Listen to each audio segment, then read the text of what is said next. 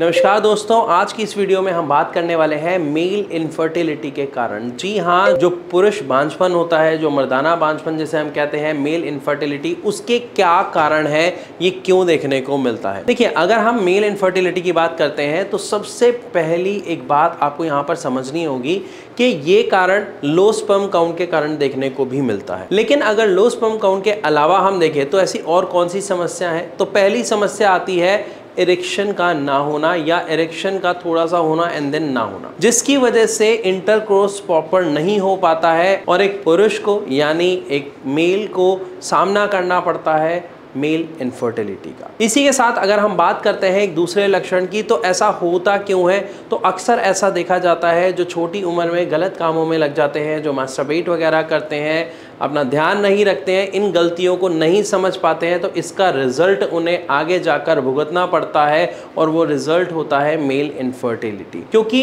इसकी वजह से बहुत सारी जो नसें हैं उनमें हार्म पहुंचता है, जिसकी वजह से ये प्रॉब्लम क्रिएट हो जाती है। और इस प्रॉब्लम का अगर मैं सॉल्यूशन की बात करूं तो ये थोड़ा सा टफ हो जाता है, इसलिए एक राइट टाइम पे अपने आप को इन्हीं गलतियों से दूर रखना ही आपको बचा सकता है मेल इनफर्टिलिटी की समस्या से। बात करते हैं हम अगर तीसरे पॉइंट की, तो आजकल का हमारा जो रॉन्ग लाइफस्टाइल है, यानी स्ट्रेस लेना, बहुत काम करना, रात को लेट सोना, ऑयली फ्राइड खाना, इन सब कारणों से भी ऐसा देखने को मिलता है कि मेल इनफर्टिलिटी की प्रॉब्लम बढ़ जाती है। लेकिन यहाँ पर सवाल आता है कि हमारे गलत खाने पीने से, लेट सोने से इनफर्टिलिटी का क्या लेना देना। देखिए, मेल इनफर्टिलिटी की कहानी कहीं ना कहीं एक ही समस्या से जुड़ रही है, वो है आपका स्पर्म। और स्पर्म प्रोडक्शन होता किससे है? जो हम प्रोटीन, जो हम विटामिन, जो हम मिनरल्स कंज्यूम करते हैं, खाते हैं, उसकी 7th स्टेज पर जाकर वो स्पर्म प्रोडक्शन में हेल्प करता है। और अगर आप ऑयली खा रहे हैं, स्पाइसी खा रहे हैं, तो उसमें मिनरल्स कहाँ है, विटामिन्स कहाँ है?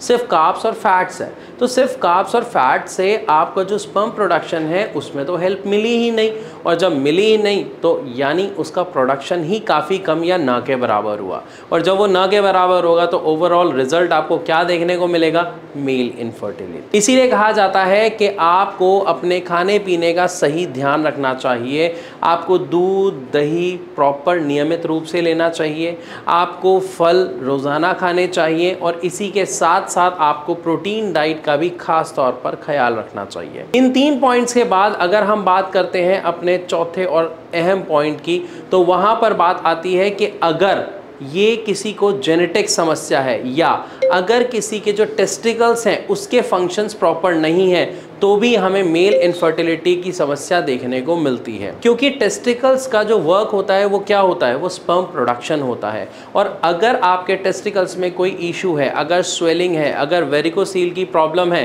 तो भी मेल इनफर्टिलिटी की समस्या का सामना एक मेल यानी एक पुरुष को करना पड़ सकता है। तो इनमें से अगर आपको कोई समस्या है तो इसका खास तौर पर आप ख्याल रखें, उसका राइट ट्रीटमेंट लें। लेकिन राइट ट्रीटमेंट के बारे में जानने से पहले एक पॉइंट और समझिए, फिर मैं आपको ट्रीटमेंट के बारे में भी बताता हूं। देखिए, 5वां पॉइंट जो है ये बहुत इंपॉर्टेंट है और लगभग 60 से 70% मेल इस समस्या से जूझ रहे हैं, और वो है मोटापा यानी ओबीज होना। आजकल हम देखते हैं कि हमारे बैठे रहना, गलत खाने पीने की वजह से ज़्यादातर लोगों का मोटापा बढ़ता जा रहा है। मोटापा बढ़ने के कारण और ज़्यादा बैठे रहने के कारण, लैक ऑफ एक्सरसाइज के कारण हमारी बॉडी के जो फंक्शंस होते हैं कहीं ना कहीं वो डिस्टर्ब होने शुरू हो जाते हैं। बॉडी के फंक्शन डिस्टर्ब होने की वजह से रिजल्ट कहाँ देखने को मिलता है कि जो हमारी बॉडी में स्पर्म प्रोडक्शन है कहीं ना कहीं वो डिस्टर्ब हो जाता है, और उसके रिजल्ट में हमें ये देखने को मिलता है कि जो स्पर्म प्रोडक्शन का लेवल है वो बहुत लो हो गया है या इवन ना के बराबर हो गया है। साथ ही साथ जो हमारा ओबेसिटी है वो किसके कारण है? फैट की वजह से है, ऑयल की वजह से है, और इवन पैक्ड फूड खाने की वजह से। इन सभी खानों में से किसी का भी आप एग्जाम्पल लेके देख सकते हैं, इनमें से किसी में भी विटामिन्स नहीं है, प्रोटीन्स नहीं है, मिनरल्स नहीं है। जब इनमें ये कोई भी चीज़ है ही नहीं तो आपके स्पर्म प्रोडक्शन में हेल्प मिलेगी कहाँ और कैसे? क्योंकि स्पर्म प्रोडक्शन का सबसे बड़ा जो रोल होता है उसमें होता है प्रोटीन का। तो प्रोटीन हम वैसे भी इंडियन डाइट में अगर देखा जाए, सुबह से लेकर रात तक आप जो भी खाते हैं उसमें प्रोटीन ना के बराबर होता है। ऐसे लोगों की डाइट में जो स्पेशली सिर्फ रोटी पराठे सब्जी ही खाते हैं। लेकिन जो लोग स्प्राउट्स लेते हैं, जो लोग फ्रूट्स खाते हैं, जो लोग एग खाते हैं या जो लोग मिल्क प्रोडक्ट्स का प्रॉपर अपनी डाइट में ऐड करते हैं, उनको प्रोटीन काफ़ी अच्छे अमाउंट में मिल रहा होता है। इसी वजह से उनको ऐसी समस्या का सामना नहीं करना पड़ता है। इसी के साथ साथ एक और चीज़ हमें समझनी पड़ेगी कि ये जो मोटापा है कहीं ना कहीं आपके शरीर को जाम कर रहा होता है, खराब कर रहा होता है।